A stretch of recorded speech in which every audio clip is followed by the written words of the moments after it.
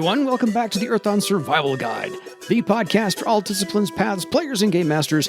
With your questers, Josh and Dan, I am Dan. I am Josh. And on today's podcast, we will be discussing all things combatical and tactical, so cue the scandal and Patty Smith. We're going to talk about the warrior. Nice. See, when I have time to prep, I actually get like a whole lot more jokes in. Yeah, so this is the Warden and Master tiers of the Warrior, circles 9 and up, and this is probably going to be a very quick episode. We'll see how it turns out at the end, because we said that the Beastmaster was pretty straightforward. The Warrior's just as straightforward on what they're going to be able to do with all these talents. So the Warrior's talents are a lot of, we get to fight better. And there are some talents in their list that we haven't covered yet with the other disciplines that we've done up to this point through these higher circles. Yeah. But again, we're probably looking at a relatively quick view to do our recap. A 3-minute rundown? Yeah. Yeah, our quick 3-minute rundown. The Warrior and the talents that they get ultimately are all about fighting. And fighting better and more effectively, both from an offensive and a defensive standpoint. There is a sort of secondary theme of the Warrior having a kind of elemental tie to them, not in the same way that, say, you have like elementalist spellcasting or anything like that. The original Karma Ritual description talked about the air attack and the fire attack and the water defense and the earth defense, and that those approaches to how the warrior might fight in any given moment are based around the ideas of how that element behaves. You could take some inspiration a little bit in that regard from the different fighting styles from Avatar: The Last Airbender and The Legend of Korra, because the styles of the martial arts of the benders in those series, those shows, are based in some large respect around the sort of thematic and stylistic approaches of those elements. Fire fights a certain way and has a particular style, whereas water, you can kind of take some inspiration in that regard. And many of the talents and abilities that warriors have will have a kind of elemental theming to them. But the warrior is all around a combatant. Yeah. Individual warriors might focus a little bit more on one particular style, quote unquote, than another, but warriors, generally speaking, especially as they get up into higher circles, are probably going to be good at all of them. Warriors don't tend to get much in the way of social abilities. They get etiquette, so that they kind of know how to behave in terms of being in social situations or the etiquette of a combat unit or military force or something like that. They get leadership and other type of troop commanding abilities, tactics as well. But just about everything that they get in terms of talents and abilities go towards making them either an effective combatant themselves or leading others in combat. Yeah, hitting better, doing more damage, not a whole lot of deviation from that. Right, but also not being the hyper-aggressive smash as fast and hard as possible, because that's more of the Sky Raider's purview. The Sky Raider is the one that almost kind of leans more into offense at the expense of defense, whereas the warrior and the typical approach of the warrior is more well-balanced. Yeah, defense is good and strong as well, but also a little bit perhaps of a sort of Sun Tzu art of war approach that sometimes the best way to win the fight is to have things where you don't actually need to fight at all. Yeah, defeat them before we actually draw swords. Right. Yeah. And if you get to the point where you are drawing swords, you know what you are going to do and what needs to be done in order to achieve victory. Yeah. And that's sort of a broader thing when it comes to clash of armies and larger forces and the commands and movement of units in that sense, as opposed to the type of thing that you will be more likely to encounter as a player character warrior in your typical adventuring group. But you might want to look at the warrior, especially as you get into higher circles, as being the force commander, the combat leader of your adventuring company, and understanding the capabilities of what your companions are able to do and setting up tactics and approaches to leverage those to the group's best advantage. Yeah.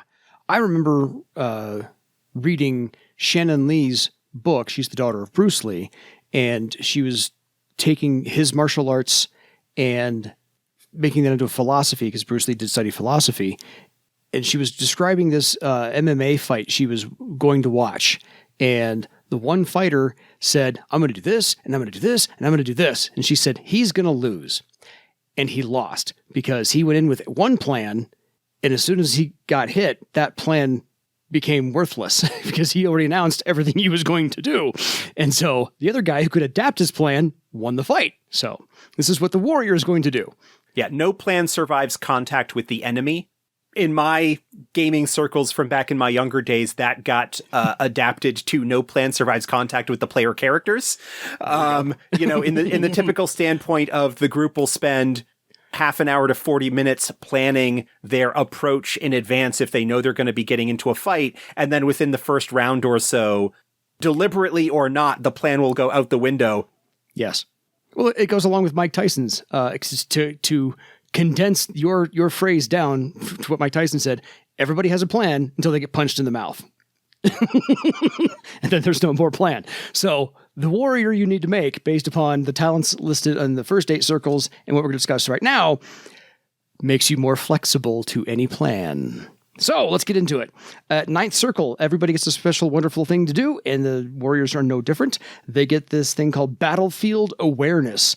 And so when they are performing their battle rights, which is their 5th circle talent, or 5th circle ability, the ninth circle warrior now can take 2 blood magic damage to prevent being blindsided or harried or surprised for a whole day, and the damage may be healed after the effect ends. Yeah, this is a nice ability. Yeah. To prevent being blindsided or surprised are both really, really awesome. The harried, it only negates the first instance of being harried, so it's still possible to get overwhelmed by multiple harried penalties being put upon you. I would handle this as saying that if you are harried because you have 4 or more combatants attacking you, that even though there are multiple combatants, that only counts as one instance of being harried. Yeah. Because basically you are dealing with the fact that you have multiple people attacking you. But if you then get hit with a spell effect or something like that that imposes its own harried penalty, then that will start to slow you down. And that's ultimately how you would be able to wear down a warrior at this level, is to just hit them with as much hindering capability as you can. Yes. Given that blindsided and surprised and harried all impose both action test penalties and defense penalties, being able to essentially ignore them for just 2 blood magic is a really nice ability. Yeah, it's ridiculously stupid math there. Yeah, I'm going to do that. 2 points? Really? Yeah, 2 points? Worth it. Absolutely worth it. And the at 9th circle, the warrior can now spend a point of karma once per round on any test when made adjacent to an ally in combat. Yes, this is very similar to the abilities that air sailors get, something very similar. Basically, it's a karma ability that leans into the idea of working as a group. Yeah. Because a good military force will have unit cohesion and working together. I mean, you talk about the classic phalanx or the Roman shield walls or things like that, where the group is stronger when they are in formation and working together. So that's something that plays very, very strongly with the warrior's idea of being philosophical, but still a military fighter. Oh, absolutely. A disciplined military unit. Yeah. And to go along with the damage may be healed from the battlefield awareness, the discipline talent they get at Ninth Circle, Relentless Recovery. Yeah, this is one that has popped up multiple times already. This essentially provides a bonus to the warrior's toughness when they are making a normal recovery test. So outside of abilities that are sort of recovery abilities like, say, Fire Blood, this is just, okay, we're out of combat, we're just resting. It's toughness plus rank to make a recovery test. At 10th Circle, the warrior now gets a +2 from their original number to their Mystic Defense. They also get a +1 to their base initiative step, so that actually goes up as well. And discipline talent at 10th Circle is Unflinching Fortitude. Still a great name. Unflinching Fortitude, this is the straight bonus to wound threshold. Oh, yeah. 10th Circle, that's the fantastic one. Love that one. Okay, 11th Circle. The warrior gets a +1 finally to their social defense because they wait until 11th Circle to get a bonus to their social defense. Their karma now is they can spend a point of karma on an attack test made against an opponent that has attacked the adept since the start of the previous round. So if you're already in that tete-a-tete with somebody who's attacking you, now you can spend a point of karma on an attack test made against them. Right. And so this would be in addition to the karma that you could spend on it being a talent, because you typically will be hitting them back with a talent or attacking them with a talent. So, yeah, you can do another point of karma on there. And the discipline talent you get at 11th Circle is Chilling Strike. Chilling Strike is a new one. We have not talked about this one yet. This is the first time that it's shown up.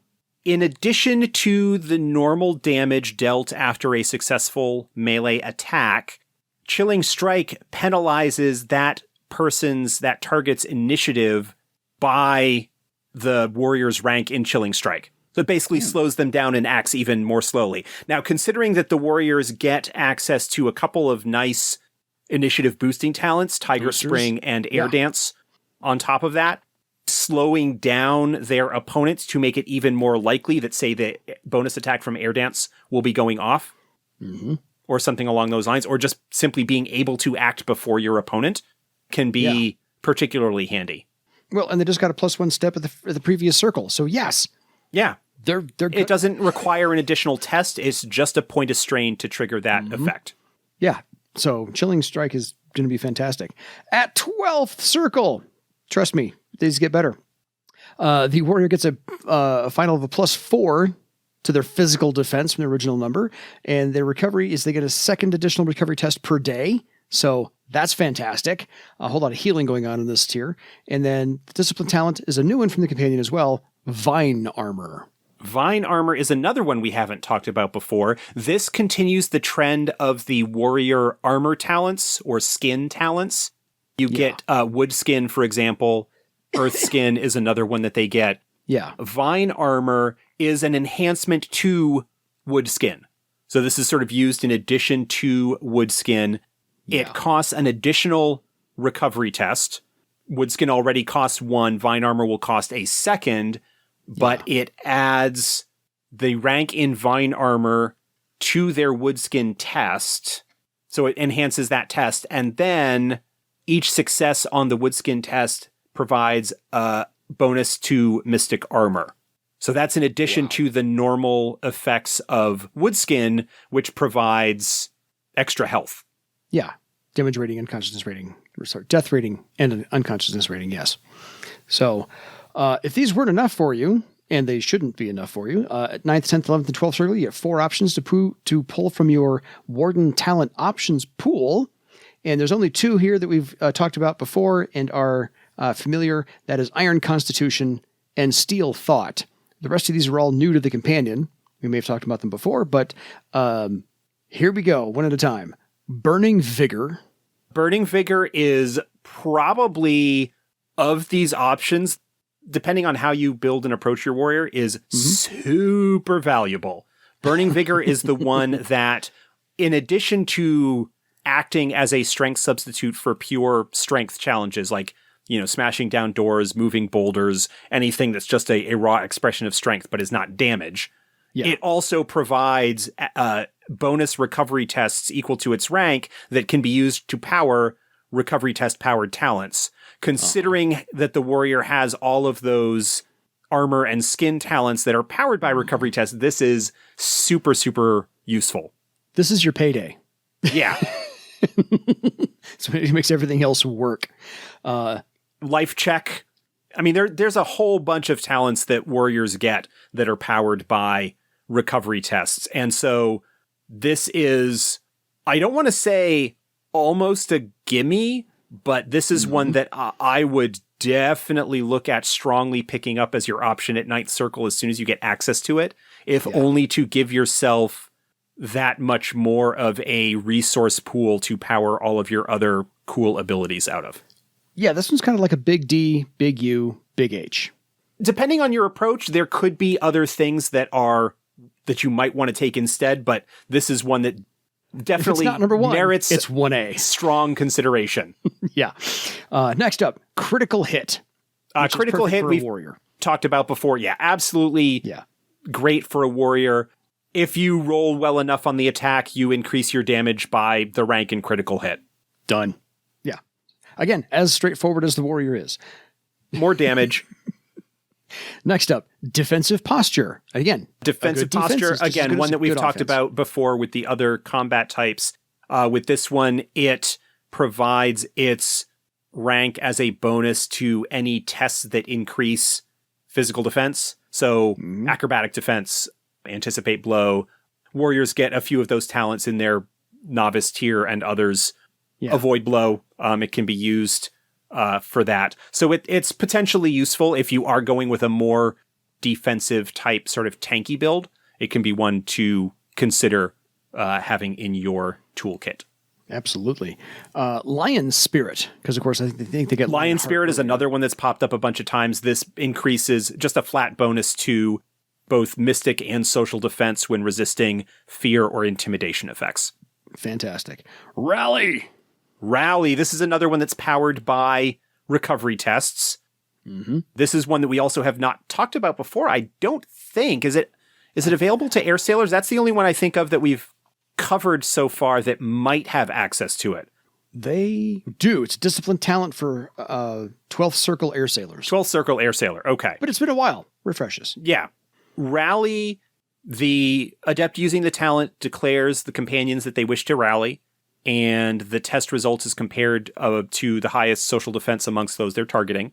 Each conscious target, if successful, may make an immediate recovery test, if one is available, with a bonus equal to the number of successes on the rally test.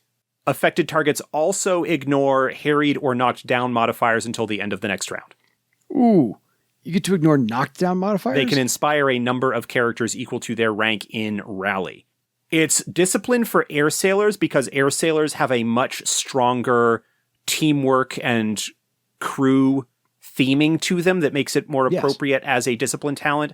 But it absolutely would be something that for a battlefield commander type warrior would want to look at getting. Yeah. Because you could use it to inspire your squad or unit or whatever. Absolutely. I still think that being able to ignore knockdown penalties is probably the biggest selling point for rally. Incidentally, to get back to Burning Vigor real quickly. Yeah. Burning Vigor mentions rally as one of the things that you could spend the recovery test on. Rally itself is not actually powered by a recovery test. What that Burning Vigor thing is saying is that if you are the target of rally, you could use a Burning Vigor recovery test to get the recovery test from rally. Kind of a closed loop thing there. Right. Warriors working with other warriors, if they're high enough to get that, can use those bonus recovery tests to power the boost that they would get from rally. I'm pretty sure that's how that interaction works based on the way things are written. Fair. Yeah. If that's clear as mud, email us. We'll figure it out then. Resist pain. Always. Resist pain is super popular, straightforward. Its rank provides a reduction in the penalty that you receive from wounds. Yeah, which is awesome. So that's the other.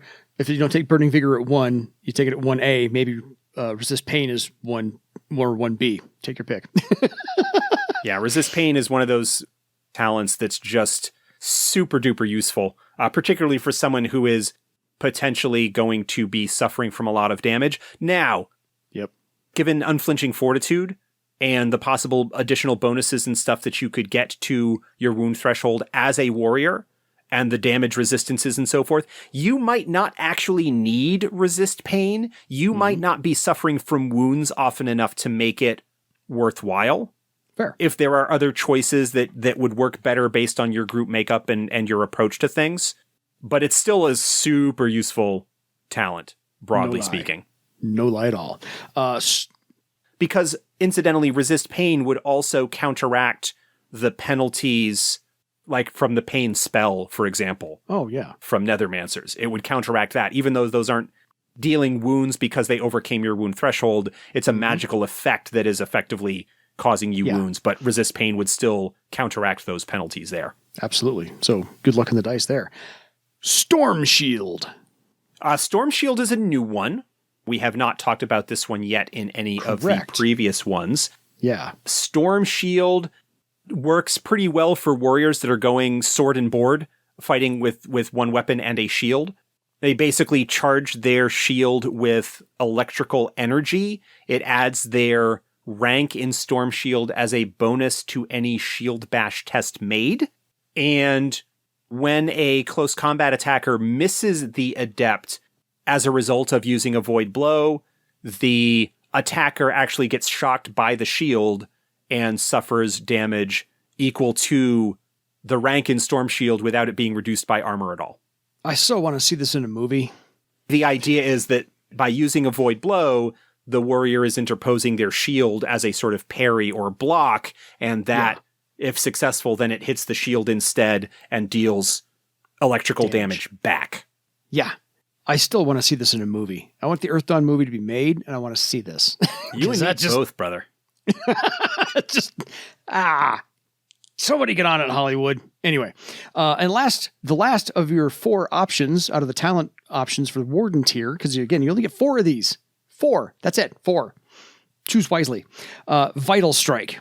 Vital Strike, this is something that's available to other combat disciplines, typically in the Master tier, as opposed to Warden tier. This is another one that's powered by recovery tests. You spend a recovery test and you get an additional damage test that is made that counts as a separate damage test, so could conceivably cause a secondary wound equal to the roll of Vital Strike. Nice. Just chef's kiss. Okay, on to 13th Circle. And again, everybody gets a wonderful little ability that they can do. 13th Circle, just like they did 9th and 5th. This is the Elemental Warrior. When the warrior is on a battlefield, they are never alone as the elements themselves are by their side. The adept can manipulate the elements to keep their opponents off balance, such as through gusts of air, shifting earth, entangling brush, oppressive heat, icy surfaces, and whatnot. Regardless of the nature of the manifestation, all opponents in close combat with the warrior are harried. Yeah. Just turn that on. Done. It doesn't cost anything. It's just always on. When they're on the battlefield, anybody that is in close combat with them is harried. Because you're that obviously against other high circle warriors who have battle rights, they can ignore that being harried. Yep. But just from a visual standpoint, that's another like really cool like visualization of things, just in terms of the magical energies of the warrior shaping the environment around them to hinder their opponents. Yes, absolutely. And then, if that's not enough for you at 13th Circle, and it shouldn't be because you want more, you get a few other things to go along with it. Your Mystic Defense goes up to a +3 from your original number. Your Karma now, your die increases from a D6 to a D8. I always get that wrong. And your Mystic Armor gets its first bonus of a +1. So all of that, and then more. You get the Discipline talent of Aura Armor. We've talked about this one a couple of times. You make a test. The rank in Aura Armor is added to both physical and mystic armor for a number of rounds equal to the result of the test. So it's a guaranteed fixed result. You're just rolling for the duration. Yeah. So rank that quickly. But good luck with that because it costs a lot. Anyway, at 14th Circle, the warrior gets their final +3 +5 to their physical defense from their original number, replacing the +4 they got earlier. And their initiative is now 2 steps higher than their base initiative. And the discipline talent they get at 14th Circle is Stone Skin, adding to the whole litany of skin cosmetics that they've had before. Stone Skin, again, is a talent that is powered by recovery tests. Their rank in Stone Skin is added to their Earth Skin tests that they might make. And then each success on the Earth Skin increases physical armor by +2 while Earth Skin lasts. So it's much like Vine Armor is an enhancement to Wood Skin, Stone Skin is an enhancement to Earth Skin. Whew. It just makes you roll even better and adds an additional effect on top of the normal effects of that talent. Yeah. So again, you're just being able to do things that you've been able to do, just better at them now. Better and more. Yep. That's what we're doing here. 15th Circle. And yes, this should be the end. The warrior gets a +2 to their social defense, finishing that out. So they've got a +3 mystic, +5 physical, and +2 social at the end of this. Their recovery tests now gets 3 additional recovery tests per day from where they were at First Circle. And their discipline talent, Multi-Strike. Multi-Strike is the capstone ability that allows the warrior to attack multiple times in a round. Now, warriors already, depending on their talent loadout, can get access to a bunch of attacks. When you factor in extra attack from air dance, second attack, second weapon, there's a possibility for them to already have a bunch of attacks. But Multi-Strike goes one step farther. This uses the revised multiple attack approach that we developed for the companion, that I have mentioned before that I wish I had come up with, or that we had come up with before we had locked down the player's guide, because it would have been really, really cool to apply it to Claw Frenzy. Yes. But the Adept makes a multi-strike test against the highest physical defense among the targets that they wish to attack. And for each success, may make an additional second attack or second weapon test. So what Multi-Strike does is sets the limit of how many extra attacks you can make. Yeah, that's not bad. What it does is it just ultimately imposes an additional strain cost for second attack and second weapon. Yeah. You can use any combination of second weapon or second attack in order to sort of complete what you've got as the capability there. Yeah. Yeah, because by 15th Circle, your strain cost is negligible. It does specify that if you are using both second attack and second weapon, that if you're doing a two-hand style, that you have to have at least half of them be second attack. So you at least are dividing them sort of evenly between the two. But if you're going like shield and weapon and shield, then obviously you're going to be doing second attack for all of those because the weapon is your primary attack. Absolutely. So if those weren't badass enough for you at 13th, 14th, and 15th Circle, you get a slew of options to add on to those, 1 per circle. So you get 3 of the following list. So again, choose wisely. Champion Challenge. Champion Challenge, we mentioned this, I think shows up in the Air Sailor list. This is magically enforced duel. One designated combatant or champion from each side is chosen to fight it out. And if there's any interference that happens between the duel, then there are negative penalties that happen. And when the result is determined, the winning side can make a free intimidate test against the other side to get them to stand down, and also gives all of the enemies penalties for any tests made against them and their allies for 24 hours. Damn. Yeah, and you are correct. Air Sailors do get it in their Master Talent options as well. On to Ethereal Weapon, which is just awesome. Yep, we've talked about this before. This is the talent that allows their weapon or unarmed attacks, imbue them with astral energy. They make the test against the target's mystic defense. If successful, then damage tests using the weapon go against mystic armor instead of physical. And each additional success provides bonus damage to weapons against that target.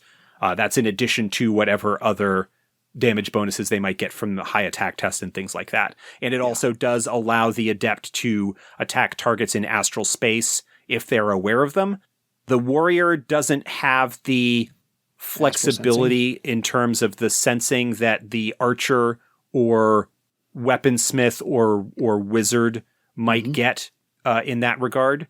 But still, the ability to target mystic defense and boost your damage against regular opponents is a pretty nice option. No kidding. And this is also one that the Air Sailor gets. Fluid movement. Fluid movement allows the adept to increase their movement rate by their rank in fluid movement. They can also use the splitting movement option, which normally costs strain or causes a penalty, rather, to attack tests. Like if you move, then attack, then move, you're splitting movement. But this allows you to do that without suffering from the attack penalties.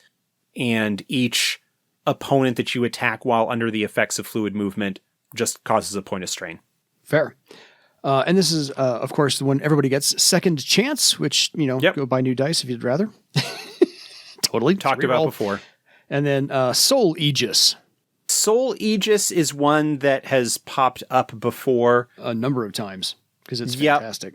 It provides bonuses to Mystic and Social Defense, which the warriors don't get a lot of options for enhancing those. I think like Earthskin maybe provides a Mystic Armor bonus or a Mystic Defense bonus. Yeah, sounds right. But Soul Aegis is one that for a single test will boost both Mystic and Social Defense. So that's pretty decent if you're going with a more defensive route. Exactly. 3 to go. Spirit Strike. Spirit Strike is sort of the counter or the companion to Ethereal Weapon. Spirit Strike allows the adept to attack through astral space, where Ethereal Weapon sort of is a damage enhancer or targets, like changes the armor reduction type of the attack. Spirit Strike is the actual attack itself, and so is targeting mystic defense instead of physical defense when you are attacking somebody with a weapon.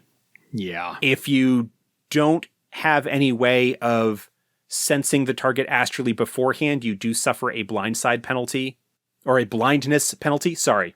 Want to make sure I got that right, because blindside can be counteracted by the warrior's abilities earlier. Blindness penalties do not. So this one, I would be more inclined to go with Ethereal Weapon than I would Spirit Strike, only because Ethereal Weapon doesn't have a penalty associated with it that Spirit Strike does, where the warrior doesn't really have any way built in to sense their target astrally. You could always go with the like the Astral Sensitive Eye Blood Charm, or there are other abilities or stuff that you could pick up that, or if you've got a second discipline that gives you astral sensing abilities, then it might be worth looking at Spirit Strike. But I think given the warriors only looking at their talent options, Ethereal Weapon, I think, is a better choice than Spirit Strike, whereas with most other disciplines that we've talked about that have access to both, they're roughly equal in terms of their utility. Fair. 2 to go. Vicious Wound. Vicious Wound we talked about with the Beastmaster a couple of weeks ago. This is a test that reduces the target's wound threshold, and then the adept can conceivably deal multiple wounds on the attack up to a number based on the number of successes on their Vicious Wound test. So it's nasty. Yeah, that is. And Beastmasters get it at 14th Circle as a discipline talent, so the warrior might be able to pick it up at 13th if they're so inclined to do so, one circle earlier, just so you know. And since the Air Sailor and Beastmaster get Vital Strike and Vital Ward as their master talent options, the warrior got Vital Strike as their Warden talent option. Now we're on to Vital Ward as their master talent option. Another talent powered by recovery tests. This one adds to any active defenses that are attempted by the warrior in the course of deciding to use it. Fair. It's not like a separate test or roll or anything. It just adds its rank as a bonus. Okay. So that ends up with all of the master talent options. Again, you only get 3 of those. So choose wisely at 13th, 14th, and 15th circle. So Josh, recommendations. We know we both agree on the second chance talent. So yeah, ultimately, I think it would depend on whether you are going for an offensive or a defensive build. Yeah. If you're going offensive, then I would probably go with Ethereal Weapon, Fluid Movement, and Vicious Wound, because the Ethereal Weapon allows you to target Mystic Defense. Fluid Movement allows you to move around the battlefield even more effectively, attacking multiple opponents. And Vicious Wound is just really, really nice in terms of putting people down. If you're going with a more defensive build, then I would probably go with Soul Aegis and Vital Ward as 2 of them. Mm-hmm. The third choice would be whatever. Yeah. Ethereal Weapon might still be useful. Vicious Wound might still be useful. Like those are, they are not as defensive. Fluid Movement even. Yeah. Even if you're not necessarily using it to take advantage of your ability to attack multiple opponents without penalty, the ability to move more quickly around the battlefield and perhaps get into a position to protect an ally could be particularly handy. Again, second chance is okay, but charisma is pretty likely to be a low attribute for the warrior, and second chance has its role based on charisma. Champion challenge might be one to look at if you are looking at more of a commander type, but it's a lot more situational, whereas the others that I've mentioned tend to be a little bit more focused. Mm-hmm. Spirit Strike is okay, but like I said earlier, I think Ethereal Weapon, based on the warrior's default options, is a stronger choice that you're going to go with. That's fair. Yeah. And then sort of looking at the Warden options, Burning Vigor, almost certainly for me, a no-brainer just because of the bonus recovery test that it provides to fuel a lot of the warrior talents. And then... or just heal yourself if you're a damage sponge. Yeah. Burning Vigor, you can't use those as like regular recovery tests outside of combat, but the ability to use them to power your talents that make you more survivable in combat is really, really handy. No kidding. Storm Shield is really nice because I would probably tend to build a warrior that uses a shield to take advantage of Shield Bash and Waterfall Slam, which is a really nice thing. And then you combine Storm Shield with that, and that enhances that even farther. Steel Thought, that's a defensive talent that is available a lot earlier to most others, but having that ability to finally avoid blow, mystic targeting abilities is potentially worthwhile. Critical Hit is a nice damage adder, but warriors also get a lot of other ways that they could potentially do that. Resist Pain, I mentioned my feelings on that earlier. I mean, they're all fairly decent choices. It's an embarrassment of riches, yes. Yeah. Like it's supposed to be. I think personally, for me, there are weaker choices for some talents than others, but all of them are across the board going to probably be helpful. And one of the things is that it's a fantasy role-playing game. Combat is going to show up a lot more often than other stuff. And so you are going to have more opportunity to use these things because they're useful in combat. And combat just happens. As opposed to some of the other specialists or other disciplines where you need to be a little bit more careful in terms of selecting options that will be more applicable for the style of game that you are playing and the kind of situations that you typically find yourself in. That's really kind of straightforward and simple for the warrior. In the same way that the Beastmaster is kind of straightforward and simple. How have you been developing your character so far? Okay, here are the talents that you want to take to make you even better at doing that thing that you have been doing. Yes. Nice enhancers. We'll take them. So I love every part of the build out on the warrior. They're not usually my go-to type character, but if you are that type go-to character where you want to hack at things with a car door on a stick that's sharpened, this is your jam.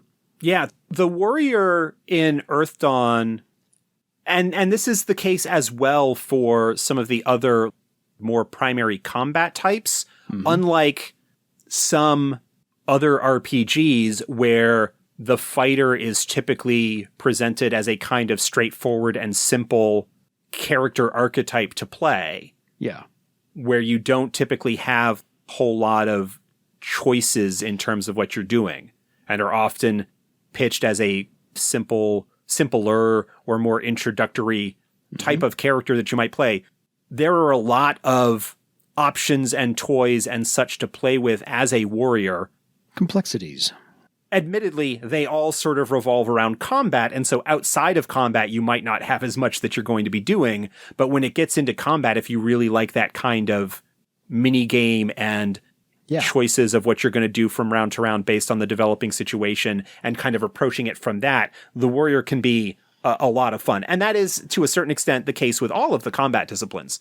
Yes. I think, in some regard. It's just the warrior has a really nice, well-rounded selection of both attack and defense options to adapt to whatever the developing situation on the battlefield is. Yeah. And then you take this, and if that sort of thing is really up your alley, then play it to Scrying Warrior and look at the Tail Dancer.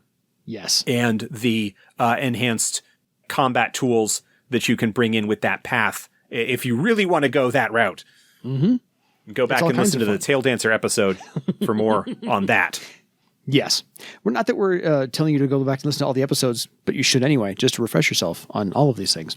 But until next time, folks, if you have any questions about how to build your warrior, send us the questions. We'll take them. edsgpodcast@gmail.com. We'll help you build how you want to get built for any of the disciplines we've talked about so far and any upcoming, because we'll do that as well. So until next time, it is time for you to cue the Mortal Kombat theme for your legend. Good night, everybody.